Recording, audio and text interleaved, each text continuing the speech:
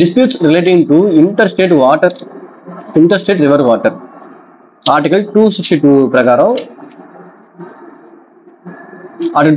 பிரகாரம் டிஸ்பியூட்ஸ் வந்து இந்த ரிவர் வாட்டருக்கு தகுந்த மாதிரியான டிஸ்பியூட்ஸ் வந்து எப்படி சால்வ் பண்றது அப்படிங்கிறது தான் அந்த கொஸ்டின் கேட்டிருக்காங்க.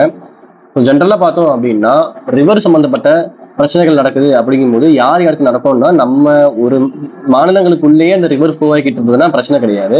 ஆனா ஒரு மாநிலத்துல இருந்து இன்னொரு மாநிலத்துக்கு வருது அப்படிங்கும்போது அது ஒரு சிக்கலை ஏற்படுத்துது. ஏன் அப்படின்னா எங்க ஊர்ல தான் ஆரிஜினேட் ஆகுது, இந்த ரிவர் எங்களுக்கு தான் சொந்தம் அப்படின்னு சொல்லிட்டு ஒரு மாநிலம் சொல்லுவாங்க. இன்னொரு மாநிலம் இல்ல நாங்க ரிப்பேரியன் ஸ்டேட், எங்களுக்கு தான் அது வந்து எண்ட் ஆகுது, ஸோ எங்களுக்கு தான் அது வந்து முக்கியத்துவம் அதிகம் அப்படின்னு சொல்லிட்டு இன்னொருத்தவங்க சொல்லுவாங்க.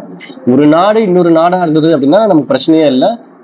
அதாவது சம்திங் பேசியோ ட்ரீட்டி மாதிரி அக்ரிமெண்ட் மாதிரி போட்டு நம்ம வந்து பண்ணிக்கலாம். ஆனா ஒரு நாட்டுக்குள்ளேயே இருக்கக்கூடிய ரெண்டு மாநிலங்களுக்குள்ள பிரச்சனை வருது அப்படிங்கும்போது இது வந்து ஒரு அன்ரெஸ்ட் சுச்சுவேஷனை கிரியேட் பண்ணி விட்டுரும். ஃபார் எக்ஸாம்பிள் பார்த்தோம்னா நமக்கு காவேரி வாட்டர் வந்து ரொம்ப பிரச்சனையா வருது அப்படிங்கும்போது தமிழ்நாடுக்கும் கர்நாடகாவுக்கும் கிட்டத்தட்ட ஒரு அன்ரெஸ்டான சுச்சுவேஷன் தான் நடக்குது. எந்த விதமான ஒரு கம்யூனிகேஷன் பண்ண முடியல, எந்த விதமான எக்கனாமிக் டிரான்சாக்ஷன் பண்ண முடியல.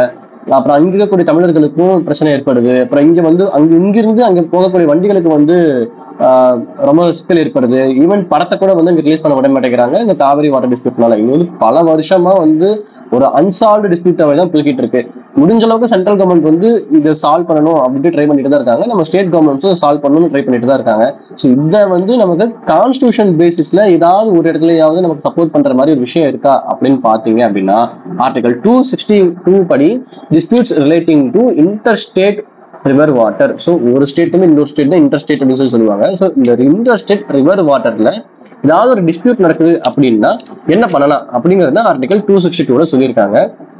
அந்த ஷார்ட் டைட்டில் என்ன அப்படின்னா adjudication of disputes relating to water of interstate rivers or river valleys. So இவங்க வந்து வெறுமனே இந்த ரிவரை பத்தி மட்டும் பேச கிடையாது, ரிவர் வேலியை பத்தி மட்டுமே அது கூட சேர்த்து பேசுறாங்க. ரிவர் வேலினா நதி பள்ளத்தாக்குன்னு சொல்லுவோம். ஸோ நதியையும் நதி பள்ளத்தாக்கு பத்தியும் ஏதாவது ஒரு டிஸ்பியூட் வருது அப்படிங்கும்போது நம்ம என்ன பண்ணலாம் அப்படின்னு சொல்லிட்டு ஆர்டிகல் 262 சொல்லியிருக்காங்க. கொஸ்டின் வந்து பாத்தீங்கன்னா ஸ்பெசிஃபிக்கா ஆர்டிகல் 262 படி சொல்லுங்கன்னு சொன்னதுனால நம்ம வந்து அந்த பிசினஸ்ல வந்து நம்ம இப்போ வந்து ஆன்சர் பார்க்க போறோம். இப்போ நான் சொன்ன இந்த ஷார்ட் டைட்டில் இருந்து இது வரைக்குமே இந்த மார்க் பண்ற பாருங்க, அதாவது இந்த ஷார்ட் டைட்டில் இருந்து நான் பிடிஎஃப் பார்த்தீங்கன்னா தெரியும் உங்களுக்கு. ஷார்ட் டைட்டில் இருந்து இந்த 2 போட்டிருக்கு இல்லைங்களா, அது வந்து ப்ரொவிஷன். ஆர்டிகல் 262 என்ன சொல்லுது அந்த ப்ரொவிஷன். ஸோ ப்ரொவிஷன் பேசிஸ்ல நம்ம வந்து இப்போ போயிடலாம். ஆர்டிகல் 262 கிளாஸ் 1 என்ன சொல்லுது அப்படின்னா parliament by law adjudicate dispute complaint. So parliament வந்து சட்டம் இயற்றி இந்த விஷயத்துக்கு வந்து தீர்வு காணணும். எப்படி ஒரு டிஸ்பியூட்டோ ஒரு கம்ப்ளைண்ட்டோ ஒரு ரிவர் சம்பந்தப்பட்டதுக்கு உருவாகுது அப்படிங்கும்போது பார்லிமெண்ட் ஸ்பெசிஃபிக்கா அதுக்காக வந்து சட்டத்தை இயற்றிக்கலாம் அப்படின்னு சொல்லிட்டு இந்த ஆர்டிகல் சொல்லுது. ஸோ இந்த விஷயத்துக்காக அப்படின்னா use distribution or control of water between interstate. So இந்த ஒரு ரிவர் வாட்டர் வந்து இன்டர்ஸ்டேட்ல போய்கிட்டு இருக்கு அப்படிங்கும்போது அது எப்படி யூஸ் பண்ணணும், யார் யூஸ் பண்ணணும், எப்படி டிஸ்ட்ரிபியூட் ஆகணும், யார் கண்ட்ரோல்ல இருக்கணும் அப்படிங்கிற இந்த 4 விஷயத்தை வந்து தீர்மானிக்கிறதுக்கு பார்லிமெண்ட் அப்பப்போ ஒரு சட்டத்தை ஏற்றிக்கலாம் அப்படின்னு சொல்லிட்டு இந்த ஆர்டிகல் 262 கிளாஸ் 1 சொல்லியிருக்கு. அடுத்த ஆர்டிகல் 262 கிளாஸ் 2 என்ன சொல்லியிருக்கு அப்படின்னா parliament by law prevent the Supreme Court or any other court jurisdiction. So parliament வந்து இந்த சுப்ரீம் கோர்ட் ஆகட்டும், இந்த சுப்ரீம் கோர்ட் தவிர்த்து வேற எந்த ஒரு கோர்ட் ஆகட்டும், அது வந்து நம்ம கிளாஸ் 1 பார்த்தோம் இல்லைங்களா, ஒரு சட்டம் கிரியேட் பண்றாங்கல்ல, அந்த சட்டத்தின் மூலியமா ஏதாவது ஒரு டிஸ்பியூட் வந்தாலும் சரி, இல்லை வேற ஏதாவது சட்டம் மூலியமா டிஸ்பியூட் வந்தாலும் சரி ப்ரிவென்ட் பண்ணணும் அப்படின்னு சொல்லிட்டு இந்த கிளாஸ் 2 சொல்லியிருக்காங்க. ஸோ ஆக மொத்தம் ஏதாவது ஒரு சிக்கல் ஏற்படுது அப்படிங்கும்போது ஆர்டிகல் 262 கிளாஸ் 1 மூலியமா பார்லிமெண்ட் என்ன சட்டத்தை கிரியேட் பண்றாங்களோ அந்த சட்டத்தின் மூலியமா தான் சால்வ் பண்ணிக்கணுமே தவிர்த்து சுப்ரீம் கோர்ட்டுக்கோ ஹை கோர்ட்டுக்கோ இல்லை வேற ஏதாவது கோர்ட்டுக்கோ லெஜிஸ்லேஷனுக்கோ வந்து போகக்கூடாது அப்படின்னு சொல்லிட்டு கிளாஸ் 2ல ரெஸ்ட்ரிக்ட் பண்ணி வச்சிருக்காங்க. அடுத்து இந்த ஆர்டிகல் 262 மூலியமா தான் interstate river water disputes act 1956 அப்படிங்கிறது ஒன்று உருவாகி இருந்தது.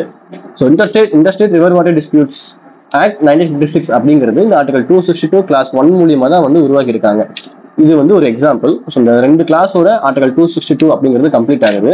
ஸோ இதை தாண்டி வேற ஏதாவது ப்ரொவிஷன் இருக்கா அப்படின்னு பார்த்தோம்னா யூனியன் லிஸ்ட்ல ஷெட்யூல் 7ல ஃபர்ஸ்ட் லிஸ்ட் தான் யூனியன் லிஸ்ட். ஸோ அதுல என்ட்ரி 56 என்ன சொல்லுது அப்படின்னா regulation and development of interstate rivers and river valley for the interest of public. So இதுதான் ரொம்ப முக்கியமான விஷயம். பப்ளிக்கோடைய நீடுக்காக தான் வந்து இந்த ரூல்ஸ் அண்ட் ரெகுலேஷன்ஸ் வந்து கிரியேட் பண்ணணும் அப்படின்னு சொல்லிட்டு, அது யார்கிட்ட இருக்கு அப்படின்னா யூனியன் மினிஸ்டர், அதாவது சென்ட்ரல் கவர்மெண்ட் கிட்ட தான் இந்த பவர் இருக்கு அப்படிங்கிறது இந்த என்ட்ரி 56ல சொல்லியிருக்கு. ஓகே, இந்த ஆக்ட் மூலியமா நாம பார்த்தோம் இல்லையா, ஆர்டிகல் 262 மூலியமா ஒரு ஆக்ட் உருவாக்குறாங்கல்ல, interstate river water dispute act. So அந்த ஆக்ட் மூலியமா என்ன பண்றாங்க அப்படின்னா, அப்பப்போ ஒரு ட்ரிபியூனல் அமைச்சிக்கலாம் அப்படிங்கிறதுக்கான பவர் இருக்கு. இதுக்கு ஒரு எக்ஸாம்பிள் என்னன்னா, காவிரி வாட்டர் டிஸ்பியூட் ட்ரிபியூனல் அப்படிங்கிறது 1990ல வந்து கிரியேட் பண்றாங்க. இது வந்து செக்ஷன் 4 மூலியமா வந்து உருவாக்கிடுறாங்க.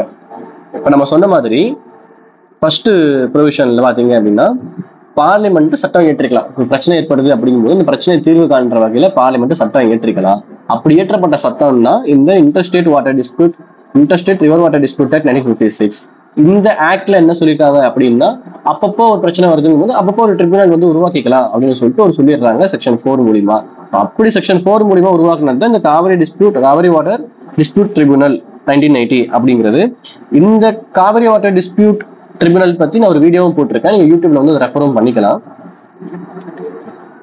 இப்போ இன்னொரு முக்கியமான விஷயமா நம்ம கவனிக்க வேண்டியது என்ன அப்படின்னா, நம்ம இந்த சுப்ரீம் கோர்ட்டுக்குன்னு சொல்லி சில ஒரிஜினல் ஜூரிஸ்டிக்ஷன் இருக்கு.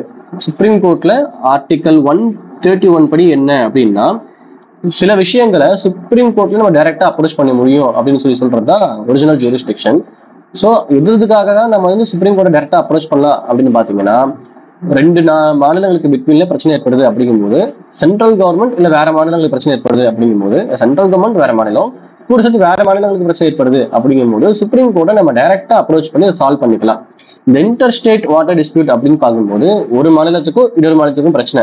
அப்படி பார்க்கும்போது ஆர்டிகல் 131 மூலியமா மூவ் பண்ணலாம்ல, நம்ம ஏன் 262 மூலியமா போகணும் அப்படின்னு சொல்லி ஒரு கேள்வி ஒரு வேளை ஏற்படுது அப்படின்னா, ஆர்டிகல் 131ல என்ன சொல்லியிருக்கு அப்படின்னா, restriction subject to other provision அப்படின்னு சொல்லிட்டு இந்த ஆர்டிகல் 131 ஆரம்பிக்கும் போது சப்ஜெக்ட் டு அதர் ப்ரொவிஷன்ஸ் இந்த கான்ஸ்டிடியூஷன் அப்படின்னு சொல்லி தான் ஆரம்பிக்கும். அப்படி ஆரம்பிச்சுட்டு தான் வந்து இந்த 131 ஆர்டிகலே வரும். என்னதான் சுப்ரீம் கோர்ட்டுக்கு ரெண்டு மாநிலங்கள் இடையில ஒரிஜினல் ஜூரிஸ்டிக்ஷனே இருந்தாலுமே கூட ஆர்டிகல் 262 வந்து கம்ப்ளீட்டா வந்து அதை கர்டேல் பண்ணிடுது. இந்த மாதிரி நீங்க உங்களுக்கு சுப்ரீம் கோர்ட் தலையிடவே கூடாதுன்னு சொல்லி 262 வந்து கம்ப்ளீட்டா தடை பண்ணிடுது. ஸோ இப்படி கம்ப்ளீட்டா தடை பண்ணுது அப்படிங்கறதுனால சுப்ரீம் கோர்ட் நம்ம அப்ரோச்சே பண்ணவே முடியாதா? அப்ப ட்ரிபியூனல் சொல்றதை நம்ம ஏத்துக்கிட்டே ஆகணுமா? அந்த ஆக்ட் என்ன சொன்னாலுமே அதை அப்படி பிளாட்டண்டா அதை ஏத்துக்கிட்டே தான் ஆகணுமான்னு பார்த்தா அப்படியும் கிடையாது. ஆர்டிகல் 136 மூலியமா நம்ம ஸ்பெஷல் லீவ் பெட்டிஷன் மூலியமா சுப்ரீம் கோர்ட்டை அப்ரோச் பண்ணலாம்.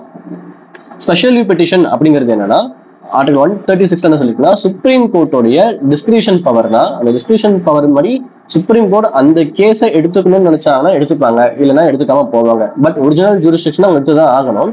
அதை கர்டைல் பண்ணிட்டாங்க. பட் 136 சொல்லக்கூடிய அந்த ஸ்பெஷல் லீவ் பெட்டிஷன் மூலியமா சுப்ரீம் கோர்ட் நம்ம அப்ரோச் பண்ணோம் அப்படின்னா அதை அவங்க ஏற்று விசாரிக்கிறதுக்கான வாய்ப்பு ரொம்பவுமே அதிகம். இந்த காவிரி வாட்டர் டிஸ்பியூட் ட்ரிபியூனல் வந்து உருவாக்குனது 1990ல, அந்த ட்ரிபியூனல் உருவாக்குனது 1990ல. இந்த ட்ரிபியூனல் வந்து 1991ல வந்து ஒரு அவார்டு கொடுக்குறாங்க. அந்த அவார்டு மூலியமா நம்ம தமிழ்நாடு கவர்மெண்ட் ஸ்பெஷல் பெட்டிஷன் மூலியமா தான் சுப்ரீம் கோர்ட் அப்ரோச் பண்றாங்க. இது தெளிவா அந்த வீடியோல நீங்க மறுபடியும் கூட ஒரு கிளான்ஸ் பார்த்துக்கலாம். ஆக மொத்தம் நாம சுப்ரீம் கோர்ட் அப்ரோச் பண்ணணும் அப்படின்னா ஆர்டிகல் 136 மூலியமா தான் அப்ரோச் பண்ண முடியும். ஸோ இதுதான் வந்து disputes relating to interstate river water அப்படின்னு சொல்ற அந்த ஆர்டிகல் 262.